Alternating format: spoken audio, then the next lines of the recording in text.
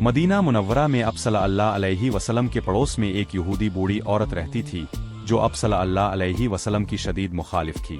वो रोज़ाना अब सल्लल्लाहु अलैहि वसल्लम के रास्ते में कूड़ा क्रिकेट और कांटे डाल देती ताकि अब सल्लल्लाहु अलैहि वसल्लम को तकलीफ पहुंचे। अब सल्लल्लाहु अलैहि वसल्लम हर रोज़ खामोशी से रास्ता साफ करते और कभी एक लफ्ज़ शिकायत का ज़ुबान पर ना लाते। अब सल्लल्लाहु अलैहि वसल्लम के सब्र और तहम्मुल का ये मामूल कई दिनों तक जारी रहा।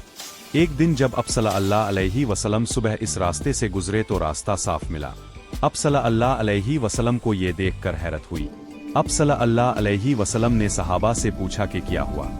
जब उन्हें मालूम हुआ कि बूढ़ी औरत बीमार है तो अब सल्लल्लाहु अलैहि वसल्लम फौरन इसकी इयादत के लिए इसके घर तशरीफ ले गए। बूढ़ी औरत ने जब दरवाजे पर अपने सबसे बड़े दुश्मन को अपने हाल पूछते हुए देखा तो हैरत ज़दा रह गई। अब सल्लल्लाहु अलैहि वसल्लम ने इससे इसकी तबीयत का हाल पूछा और इसकी दिलजुई की। रसूल अकरम सल्लल्लाहु अलैहि वसल्लम का ये अजीम और बेमिसाल अखलाक देखकर बूढ़ी औरत की आंखों में आंसू आ गए और वो फौरन पुकार उठी, मैं गवाही देती हूँ कि आप अल्लाह के सच्चे रसूल हैं। ये वाक़या हमें ये सबक देता है कि बेहतरीन तबलीग ज़ुबान से नहीं बल्कि आला किरदार और अच्छे बर्ताव से होती है। इस खुशी में वीडियो को लाइक करो और चैनल को सब्सक्राइब करो।